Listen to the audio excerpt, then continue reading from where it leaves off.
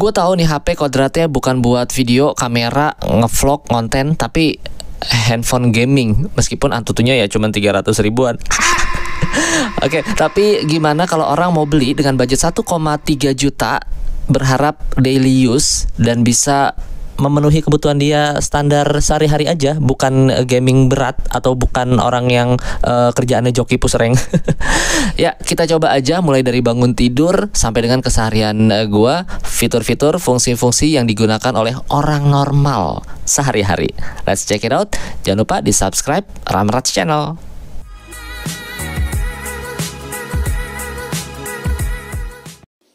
Berawal dari fungsi dasar sebuah handphone untuk membantu kita sebagai asisten kita nih, salah satunya bangunin pagi pakai alarmnya. Dan sampai saat ini gue belum nemu menu supaya bunyi alarmnya langsung gede, nggak dari kecil ke gede dulu gitu ya, takut nggak bangun. Yang tahu menunya komen ya. Langsung colok nih, soalnya takut nggak keburu nih. Dari 34% sampai full 1,5 jam, lama 18 watt. Ya ini aktivitas gue sih ya, setiap hari buka-bukain tuh Shopee ya, cek-cek promo, cek reward, Shopee tanam. Gabut banget ya. Ya nggak hanya Shopee ya, ngecek-ngecek dashboard YouTube konten kreator, ngecek dashboard TikTok, ngecek saldo kali aja ada yang nyasar ngirim ya, saldo affiliate sih terutama ya untuk di Shopee, di Tokped. Terus cek viewer kita ada berapa di YouTube. Pokoknya pagi-pagi ini gue cek segala macam dashboard ya. Kayak gini kemampuannya salah satu gue ambil untuk Shopee, karena biasanya untuk spek yang nanggung gini buka Shopee aja berat banget. Tapi ini ya lumayan. Malah lebih berat waktu itu gue pakai Samsung Note 10 yang udah jadul gitu ya, tuh berat banget bukanya. Kalau ini masih oke lah. Buka-buka galeri, mau upload di FB juga. Mungkin yang main FB Pro juga ya, biasanya pejuang konten tuh semuanya diembat tuh ya, dari Shopee, affiliate, FB Pro, YouTube, TikTok. Ya maklum kita ngejar aset semurah mungkin HP-nya, tapi biar bisa cuan seuntung mungkin. Bukan buat gaya kita mah, yang penting produktif, ya enggak? Oke, terus dari FB upload dari pagi ya, minimal sehari berapa ya kalau yang FB Pro? 10 ya. 10 video. Untuk video di IG lumayan agak berat dulu untuk loading galerinya. Ini so far sih oke ya buat posting dengan resolusi output dari CapCut 1080 30 fps. Ini udah cukup kok, nggak kelihatan burik gitu ya, masih enak dilihat. Dan mungkin sedikit gaming tipis-tipis. Gue bukan yang gaming berjam-jam, paling kurang dari 1 jam gue kalau main game gitu ya, cuman ngejar misi harian gitu ya. Ini contoh di Car X Street yang memang sangat haus atau sangat rakus spek ya. Di sini gue settingannya ke 0 semua tuh, rata kiri ya, bukan rata kanan. Untuk rata kiri seperti apa performanya? Ini sebelumnya gue juga coba di iPhone XR aja dia mental. Mungkin karena RAM-nya masih 2 kali ya. Semut-semut tapi mental. Ya nggak bisa dimainin jatuhnya. Kemarin di Tecno Tecno Spark 30 Pro ya, yang pakai G100 prosesornya, itu rata kiri smooth. Tapi ternyata di Unisoc T615 ini keok, walaupun sudah rata kiri, FPS-nya cuman 8 rata-rata. Patah-patah banget. Nah, cuman tuh 8 FPS, not playable. Ya sangat disayangkan. Padahal enak banget tuh ada dedicated tombolnya ya, flex button itu buat ngedrift gitu. Ya kalau Mobile Legend mah aman-aman aja. Harusnya ya. Ini sorry, gua bukan player MLBB juga, jadi akunnya akun cupu. Mungkin kalau yang ya segitu mah bang nggak berat gitu kan, tapi ya sekedar buat tes aja ini. Ini bisa di settingan ini ya, itu bisa dilihat. Kita super ultra tuh, super ultra seperti apa nanti smoothnya. Ya, semut aja, lancar-lancar aja. Dan ini gua mau contohin penggunaan flex buttonnya. Ada di swipe di menu game boost, kita tinggal geser-geser aja. Dan dia enaknya tuh tiap game dia nge-save auto. Jadi tiap-tiap game ya dia nggak akan berubah. Misalkan ML ini gue settingnya di kanan atas tuh. Nanti untuk yang game balap gue settingnya di rem depan. Itu dia masing-masing game nge-save sesuai yang kita setting. Enak. Ini game favorit baru gue nih, SSR. Keren grafiknya dan smooth. Lanjut ke fitur favorit ala-ala gaming, yaitu RGB ya. No RGB no gaming. Ya ini asik banget gitu ya. Warna-warna RGB-nya nggak norak. Terus bisa disetting warnanya sesuai notifikasi yang kita inginkan gitu ya. Mau pas ngecas, mau pas notif, mau pas main game, bisa kita setting warna-warnanya.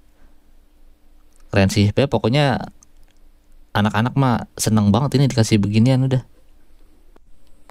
Oke, kita spill dulu dikit desainnya. Keren banget sumpah, 1,2.065.000. Kayak begini desainnya futuristik banget. Kamera satu aja ya, yang satunya gimmick. Ini flashlightnya mantep banget, terang, 4 lampu, 4 LED ya. Terus yang kayak notif itu tuh itu bohongan, foto doang. Nah ini sisi-sisinya ada headphone jack, speaker di bawah doang, sama mic juga di bawah doang. Sebelah kanan ini ada tombol power plus sidik jari, volume, dan flex button ya. Atas polos, nggak ada apa-apa gitu, tapi ya lumayan lah speakernya. Dan gue sih tipe orang yang nggak dengerin lagu pakai speaker, pakai headset atau bluetooth. Apa enaknya pakai speaker bawaan. Oke, untuk layar ini punch hole ya, harga 1.2 udah punch hole. Terus bezelnya ya lumayan lah, paling tebal dikit di bagian bawah, tapi acceptable lah harga segitu. Keren sih. Nah ini power case-nya ya, power bank sekaligus case sekaligus power bank, pakai type C. Dicolok hati-hati, diaktifin dengan tombol ini ya. Jadi kenapa ditulisnya 7400 mah, karena 5000-nya dari baterai, 2400-nya dari case. Oke, dan ini kita lihat fitur-fitur atau menu di kameranya. Untuk video hanya 720p 30 fps dan 1080p 30 fps, baik kamera depan ataupun belakang. Tapi ada stabilizernya ya, ada stabilizernya di handphone 1,2 jutaan. Untuk menu settingannya segini aja, cuma satu layar RAW-nya. Nih, untuk settingan dari sini pun memang hanya di 30 fps ya, maksimal 1080p. Tapi itu udah cukup banget, apalagi kualitasnya juga acceptable di harga segini ya. Dan ini menu-menu yang di shortcut bawah. Dan untuk more-nya ada ini Super Night, ada AR, short video, pano, pro. Ya, baca sendiri dah. Untuk settingan refresh layarnya bisa pilih ya, 60 atau 120. Ya, kalau mau lebih hemat 60 aja cukup. Ini dia Itel P65 pakai kamera depan, mentok di 1080p 30 fps, nggak ada 60 fps ya. Dan ini di ruangan indoor pakai lighting set yang biasa gue pakai. Gimana untuk kamera depan? Untuk konten iseng-iseng, konten pemula lumayan. Ini mic langsung ya, mic langsung. Terus kalau pakai mic tambahan, apakah tinggal plug and play?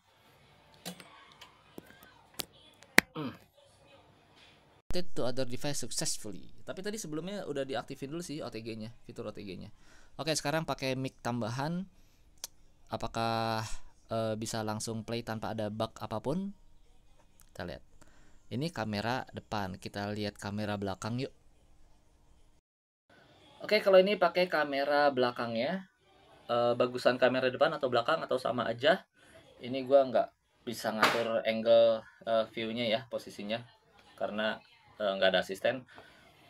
Seperti apa lightingnya, suaranya, ini dengan jarak yang sama ya. Ya kalau pakai mic-nya tadi udah dicoba pakai mic ya. Kita bandingin aja kualitasnya depan dan belakang. Ini video 1080p 30 fps ya, mentok. Mau aktif atau enggak stabilizernya tetap di 30 fps. nggak bisa 60 fps. Ini jalan santai, ini kita lari.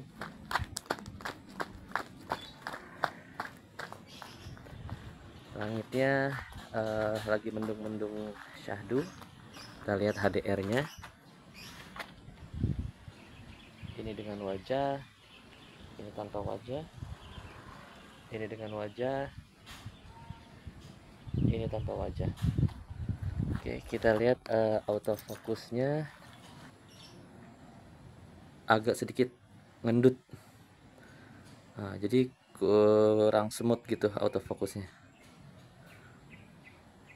Ada efek apa suspensi. Oke, tapi udah cukup banget lah ini. Ini dilihat dari viewfinder sih ini bening banget ya. Ini pada saat kita ke awan, dynamic range-nya si daun-daun jadi gelap hitam. Pas ke daun, awannya jadi, kita tap dulu, awannya jadi putih atau langitnya jadi putih, tapi ada sedikit birunya lah ya. Kamera depannya juga punya stabilisasi di 1080 30 fps mentok. Ini kita jalan santai. Ini satu rentangan tangan full lurus ya. Mic-nya bawaan. Kita coba lari.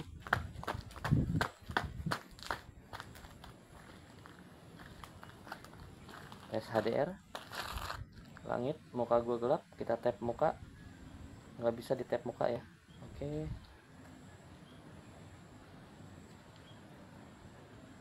Kalau HDR seperti ini masih mending, tapi kalau ekstrim seperti ini gelap, nggak bisa.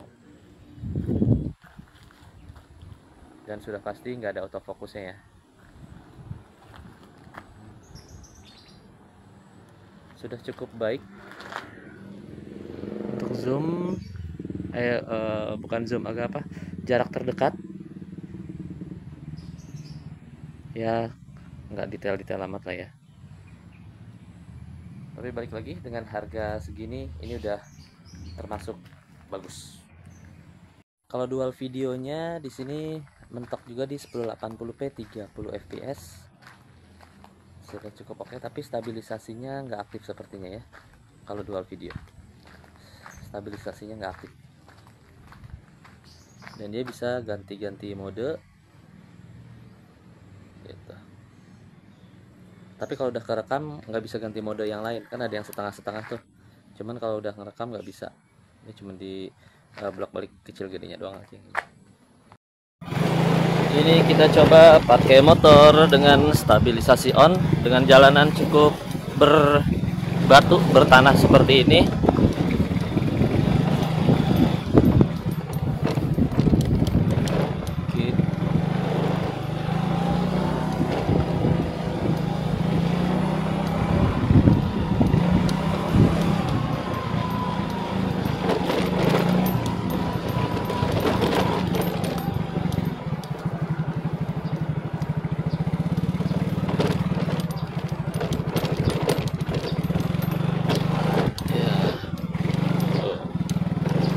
Jalanannya lumayan hancur.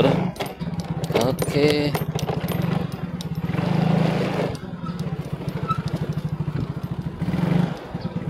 Udah. Sekarang kamera depan. Oke, ini untuk kamera depan.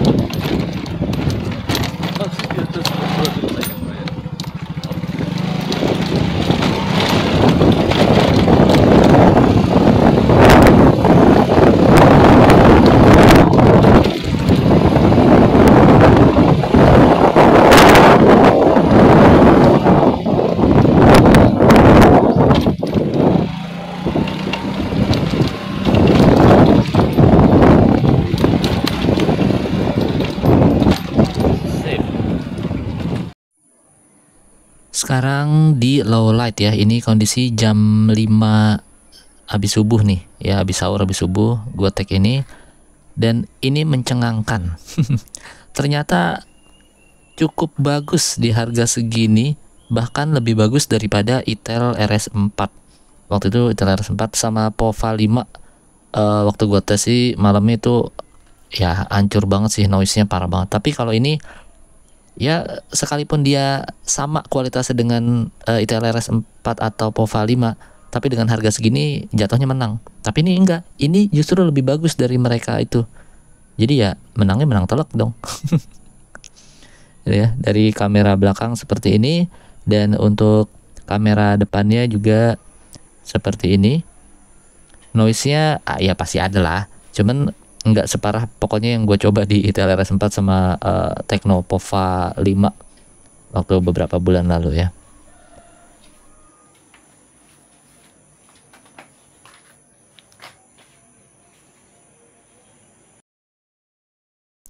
Dan ini cita rasa racikan saturasi warna dari ITEL P65 ya, dia sedikit dibus warna hijaunya, tapi masih enak dilihat kok, nggak lebay. Yuk sekarang kita lihat-lihat hasil fotonya. Ini untuk outdoor normal ya, scene-nya oke. Untuk foto badan juga oke. Tapi HDR-nya kurang bagus, masih gelap. Portrait juga kurang rapi. Ini low light portrait juga kurang rapi. Ini gelap gulita di kamar dan kita pakai flash yang 4 LED, lampunya cukup terang. Ini low light tanpa night mode, ini dengan night mode. Ya, masih kamera belakang. Ini foto tekstur jok gua jauh dan ini paling dekat dengan 2 kali zoom. Lalu ini kamera depan, HDR-nya lebih gelap daripada kamera belakang tadi. Untuk portraitnya juga masih kurang rapi. Ini low light tanpa night mode dan ini dengan night mode. Ini di kamar gulita tanpa flash, ini dengan flash LED yang ada di bezel depan atas ya. Kita lagi coba direct story ITEL P65 pakai kamera depan, walaupun harganya 1,3, tapi kayaknya nggak ada yang tahu lo posting di IG story gini dengan harga segitu. Cukup bagus, lumayan harga segitu. Ini pakai kamera belakangnya ITEL P65 direct story IG dengan harga 1,3, dapat casing power bank, juga ada LED RGB ala-ala gaming, cocok banget buat THR hadiah bocah lebaran nih. Ini direct story pakai kamera depan ITEL P65, si HP gaming 1,2 jutaan dengan desain ala-ala gaming, ada RGB-nya dan power bank case, keren banget. Ini pakai kamera belakangnya ITEL P65, cocok banget 1,2 jutaan buat hadiah lebaran bocah nih. HP gaming, ada RGB-nya, desain juga ala-ala gaming banget. Oke, sekarang kita tes render video di CapCut ya. Kita pakai rata tengah 1080p 30 fps, bitrate recommended. Di sini ya ada settingan-settingan tipis-tipis lah ya. Ada teks, ada overlay, ya ada efek dan ada suara juga. Kita lihat video 15 detik dapat di render dalam waktu berapa detik dengan Unisoc Tiger T615.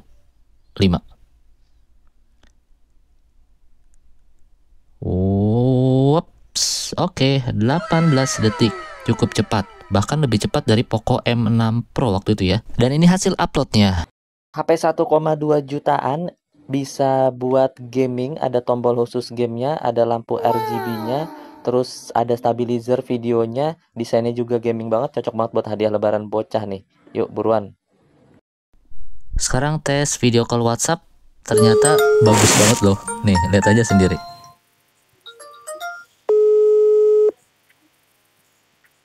Ini adalah tampilan screen recording dari HP lain yang lawan bicaranya, rekamnya pakai ITEL P65. Ini dengan setup yang sama dengan konten tadi di dalam kamar. Apakah cukup baik? Kadang ada yang bugnya pas WhatsAppan video call ada kamera video biasa bagus, tapi pas pikolan gelap banget. Jadi ini mau ngecek ada bug atau enggak ya. Ini aman ya. Pakai P65. Mic-nya juga langsung. Oke, sekarang sudah 1 jam ya.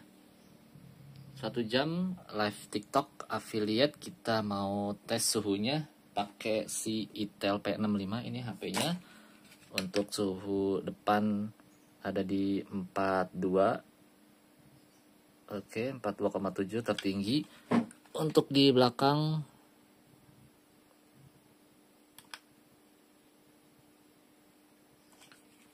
40,8. Oke, lebih panas depan karena kita pakai layar dan juga kamera depan di sini ya.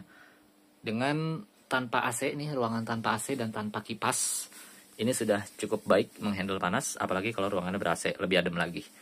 Itel P65 harga 1,2an. Ya, itu dia tadi kita tes seharian daily use si Itel P65 dengan penggunaan manusia normal. Bukan yang nolep seharian main game aja atau nonton anime. Ya, dengan fitur-fitur yang bisa diandalkan untuk kegiatan sehari-hari, ini cukup memuaskan, apalagi dari harganya yang 1,2an. Cocok banget nih buat bapak atau ibu yang mau ngehadiahin anaknya hadiah THR lebaran mungkin, atau puasanya full, bisa nih dikadoin ini 1,2, hampir ya 1,260an ya, 1,3 dikit lah kembalian. Bisa dapat fitur dan kemampuan seperti ini sih udah di luar atau melebihi ekspektasi. Keren banget Itel P65, buruan sikat, worth it banget. Jangan lupa subscribe, like, comment, and share Ramrats Channel. Terima kasih, thank you.